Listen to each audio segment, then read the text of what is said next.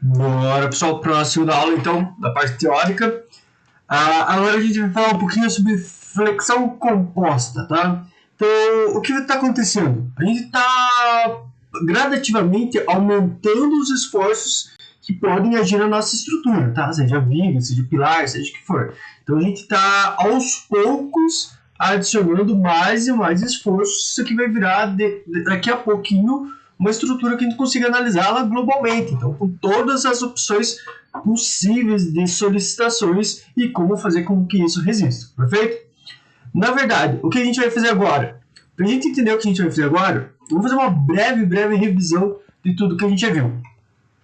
A gente começou o nosso curso lá em Resmate 1, vendo a primeira coisa chamada de força normal, tá? Então eu tinha uma carga P, essa carga P era aplicada alinhada ao eixo do nosso elemento estrutural e perpendicular à seção que a gente estava analisando. Perfeito. Essa carguinha P gerava um negócio que a gente chamava de tensão normal. A gente dava isso daqui pela letrinha sigma, que era pegar a força e dividir pela área da seção transversal. Lembrando que isso podia ser positivo ou negativo. Positivo no caso de um elemento tracionado e negativo no caso comprimido. Então, nesse caso que está apresentado aí na figura, por exemplo, ele deveria ser negativo. Tá? Então, isso é o nosso pontapé em Resmate. Depois, no finalzinho do Resmate 1, a gente vê um negócio chamado flexão. Tá? É como as vigas trabalham. Elas trabalham sobre flexão simples. E essa flexão era o momento aplicado alinhado com um dos eixos principais de inércia. Por exemplo, em relação ao eixo X. Tá? Então aqui eu tenho um momento aplicado na direção do eixo X, tá? Lembrar da regra da mão direita. E esse momento gerava o quê? Ele gerava tensões normais também, tá? Também tensões perpendiculares à seção transversal. Só que agora ele não era só tensão de compressão ou só tensão de tração, tá? Agora ele gerava os dois, tá? Para cima do momento gerava um esforço, para baixo dele gerava outro. Então a gente tinha uma distribuição de tensões que era dessa forma. Para lá, compressão, para cá, tração. Sendo que os máximos estariam lá nas bordas. E a gente calculava isso como mais ou menos também, momento vezes y, nesse caso, dividido pela inércia em relação ao eixo X. Perfeito. Aula passada, o que a gente viu? A gente deu um up nesse negocinho aqui. Que foi o quê? E se esse momento não tiver paralelo a um dos eixos principais de inércia? E agora? O que acontece? Bom, a gente é quase flexão oblíqua. Tá aqui, ó. Nosso vetor de momento, flecha dupla, não está nem paralelo a x, nem paralelo a y. Putz, agora gerava um pequeno probleminha, mas tudo bem. A gente viu que para resolver esse problema, a gente pode resolver um problema de flexão simples, que nada mais é do que pegar esse momento de revesgueio, inclinado, e decompor ele em parcelas orientadas no eixo x e parcela orientada no eixo y. A gente tinha uma distribuição de tensão que era mais ou menos desse formato. Perfeito? Então tá aqui. Esse é o momento vezes x, há uma tensão devido ao momento em x e uma tensão devido ao momento em y. Tá, isso foi a aula passada. E agora, o que a gente vai fazer? Pessoal, agora a gente só vai mudar uma coisinha. A gente vai pegar esse último assunto, que é uma flexão oblíqua, e juntar com uma normal. Tá? Então a gente vai gerar uma flexão e ainda a gente vai apertar essa viga, ou pilar, ou seja o que for. Tá? Como assim? Pensa, por exemplo, que eu tenho uma carga que está gerando força normal. Só que essa carga está desalinhada, não está no CG da figura. E agora, o que essa carga faz na peça? Pessoal, lembrando que quando a gente vai analisar, os esforços são sempre aplicados no CG da figura. Então a gente tem que pegar essa carga P e transladar ela até ela ficar alinhada com Z. Só que eu não posso simplesmente transladar ela, simplesmente pegar essa carga P e colocar ali. A partir do momento que eu translado ela, eu tenho que levar em conta essas excentricidades. Excentricidades tanto na direção do x quanto na direção do y. Por quê? Olha, essa carga ela tem uma certa distância em relação ao eixo y, perpendicular a esse eixo y, que é a excentricidade x. Essa excentricidade faz o quê? Faz com que essa seção tenda a girar em torno do eixo y. tender a girar é a mesma coisa do que ter um momentozinho ali aplicado. Perfeito? Então, na verdade, essa carga vai gerar uma tensão, força sobre área, como a gente já calculou, e ela vai gerar também essas flexões oblíquas. Perdão. Momento em torno do eixo Y, P vezes X. Momento em torno do eixo X, P vezes EY. Perfeito? Então aqui as notações que a gente vai fazer e a gente volta depois exatamente o que a gente viu na aula passada. Um comportamento de flexão oblíqua adicionada a uma normal. Então eu tenho esse caso e eu somo com esse caso aqui de cima. Efeito final, soma esse mais esse daqui. Tá? Então no final, o que a gente somava antes, a gente pegava uma flexão oblíqua e transformava ela em duas flexões retas. Somava tensão no ponto A devido a X, tensão no ponto A devido a Y. O que a gente vai fazer agora? A gente vai somar essas duas tensões e, além disso, a gente vai acrescentar a tensão no ponto A devido à força normal. Tá? Então, a gente pode ter um caso que eu tenho uma estrutura totalmente comprimida ou não. Essa compressão aqui não é suficiente para cancelar essa tração. Eu tenho um pontinho de tração e uma compressão maior. Então, a gente tem infinitas possibilidades. Perfeito? Uma das principais implicações que a gente vai ter aqui em flexão composta é linha neutra. Tá? Por quê? Lembra lá, em flexão reta a gente tinha a linha neutra passando pelo eixo do principal inércia. Flexão oblíqua, a gente tinha a linha neutra passando pelo CG, mas ela é inclinada em relação aos eixos principais. Flexão composta, pessoal, a linha neutra não tem mais uma regra. Tá? Pode acontecer em alguns casos, por exemplo, de uma estrutura totalmente comprimida e essa linha neutra nem estar dentro da seção, ela está localizada fora da seção. Então agora a gente não tem mais uma regra quanto ao posicionamento dessa linha neutra. Professor, isso é aplicável? Isso é prático? Isso é muito prático. Tá? Por exemplo, quando eu vou trabalhar com vigas protendidas. O que é viga protendida? A viga protendida nada mais é do que uma estrutura que, simplificadamente, a gente tem isso daqui. Vou voltar aqui só um pouquinho. Numa viga protendida, a gente tem dois efeitos. O que é ela antes? Ela é uma viga normal, como a gente já viu em vários casos. Tá aqui a viguinha. Tá aqui.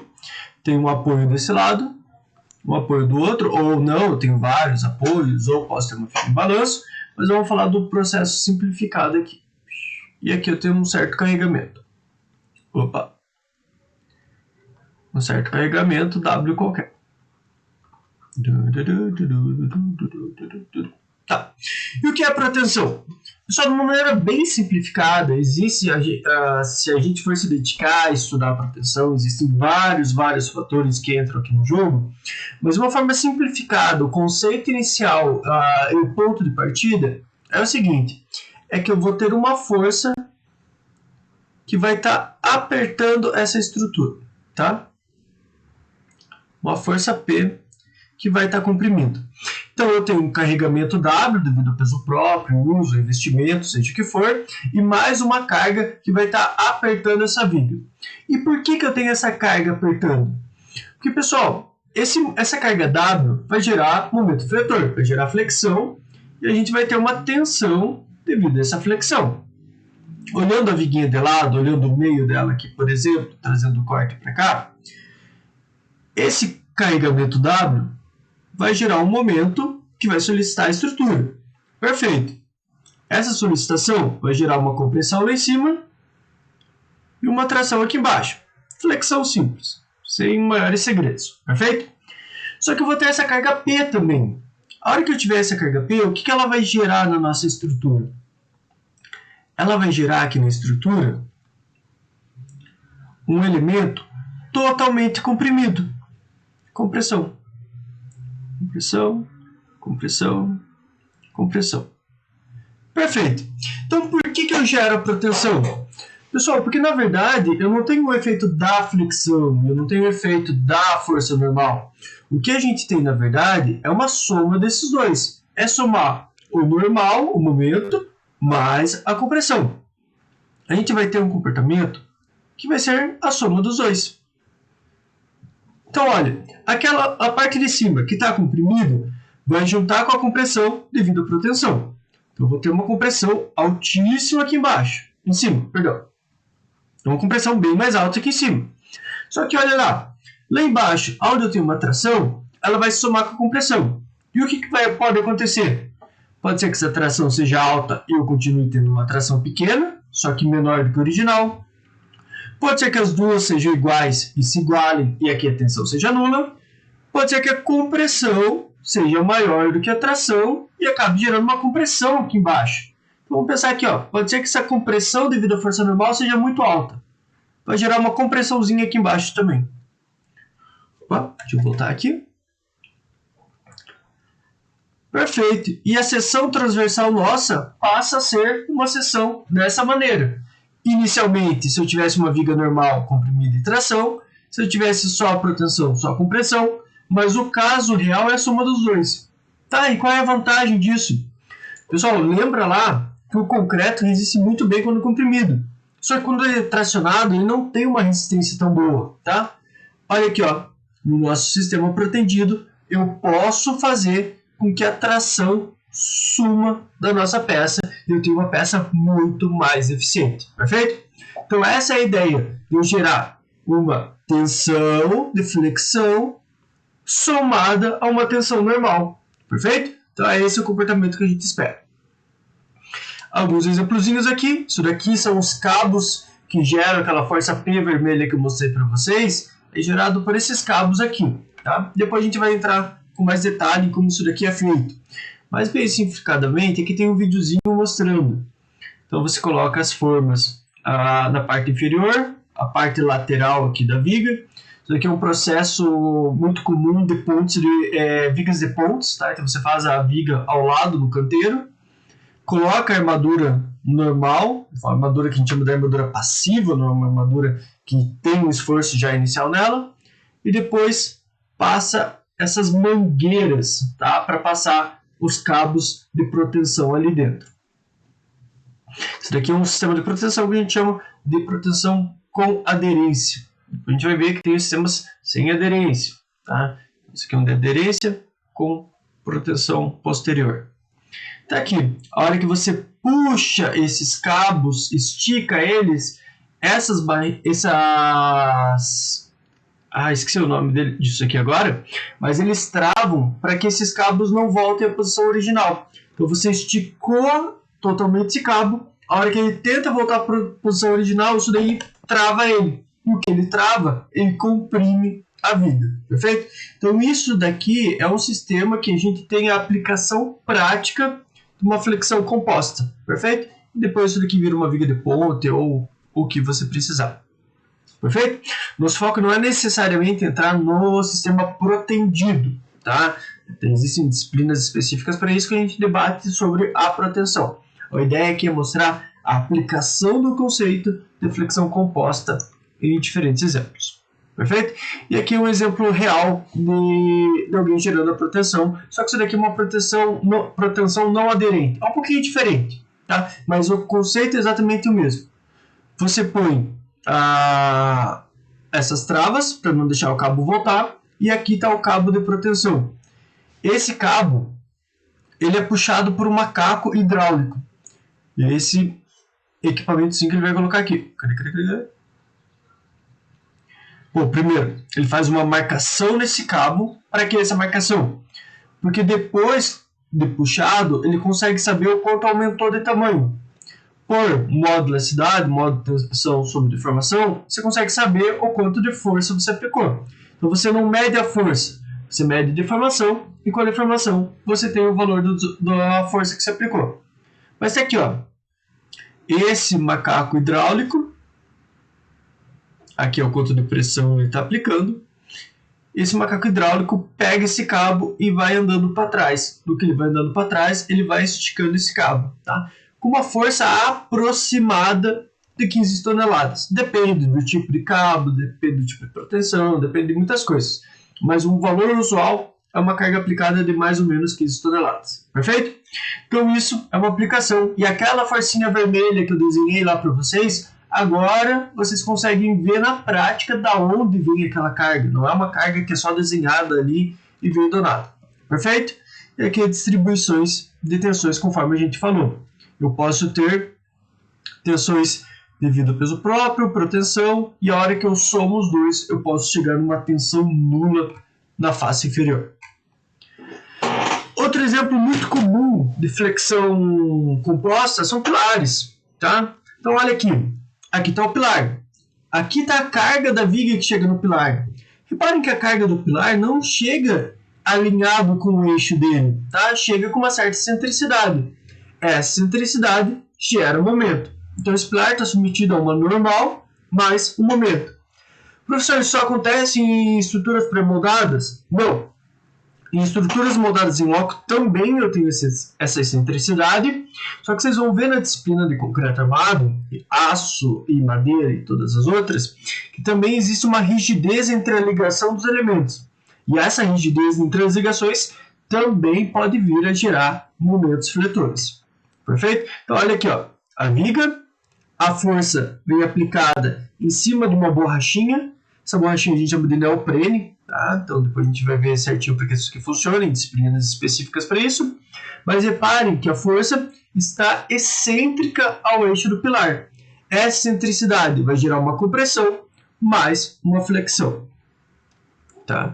Então todos os pilares são dimensionados. Isso daqui são as normais, então quanto que eu tenho de compressão. Ela começa com valor e na base do pilar é levemente maior. Por quê? Porque tem o peso próprio do pilar. Só que além da carga vertical que está chegando nos pilares, eu também preciso considerar os momentos que agem nele. Por isso, eu tenho uma flexo-compressão. Flexão mais compressão, tá? Ou flexão composta. Muro de contenção, gabião. Como que um gabião funciona? Só um gabião funciona porque você tem o solo empurrando ele para lá e você tem o peso próprio dele empurrando para baixo, perfeito? É muito parecido, por exemplo, com uma barragem de gravidade. Gravidade é uma barragem de gravidade. Você tem momento e normal agindo. Então, quando você pensa nesses murinhos de gavião, não é tão murinho assim, não nesse caso. Você tem todo o peso próprio dele agindo. Então você tem a carga normal devido ao peso próprio do gabião. E além disso, você tem um empuxo de solo aqui do lado, que vai fazer com que esse muro gire, tá? Então o que é fazer com que o muro gire? É aplicar um momento, fazendo com que ele tombe. Então tá aqui, ó, carga normal mais momento fletor, flexão composta, tá? Tá aqui mais um exemplo. Barragem de gravidade, foi exatamente o que eu falei antes. Na verdade, barragem de gravidade é muito parecido com o muro de gabião, só que um é para solo e outro é para água. Mas o comportamento é exatamente o mesmo. Tá ali, ó. O empuxo fazendo esse muro girar e a carga vertical, que é o peso dele empurrando ele para baixo. Compondo os dois, eu não posso fazer com que isso daqui apareça tensões de tração, porque se aparecer tração, o solo não suporta tração, tá? O solo não tem uma colinha entre a barragem e o solo. Tá? Então, esse giro gerado pelo empuxo tem que ser totalmente absorvido pelo carregamento, pelo peso próprio dessas barragens. Perfeito? Estroncas. Então, muros de rimos. Isso daqui é muito utilizado para fazer contenção. Então, eu preciso gerar um desnível de solo. Então, a gente faz muros de rimo. E o que são as estroncas? As troncas são essas vigas aqui, tá? Para que elas servem? Bom, tem uma força de solo vindo lá de fora. Essa força de solo vai entrar nessas estroncas. A estronca pega a carga e leva para a fundação. Só que reparem, a hora que essa carga entrar, ela gera uma compressão, só que ela está aqui, ó. Ela está aplicada. Opa, peraí. Essa carga no empuxo, ela está aplicada aqui. Reparem que isso daqui, o eixo da tua estronca está aqui. Então essa carga que é devido ao empuxo do solo, ela tem uma parcela perpendicular à tua seção, que gera flexão, e um pouquinho de normal nesse pilar. E ela também tem uma parcela nesse sentido, que gera compressão na viga. Então eu tenho compressão e flexão. Eu tenho uma flexão composta também nessas estroncas.